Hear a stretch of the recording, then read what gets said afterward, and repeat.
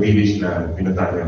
So, sabi niya, wala naman daw ganun ka-invested. Kaya niloko ko nga, may mag-away ka ba dun sa director na niinsulto yung bayan niya. Sabi niya, parang hindi naman daw napag-uusapan sa bayan nila, even though parang ilang bayan na apart. So, very interesting lang yung idea for me, and I want to hear your thoughts about this. How do we talk to people that are emotionally invested on a particular narrative? Kasi it's easier to change minds, for example, kung hindi siya nakatali sa survival of an identity.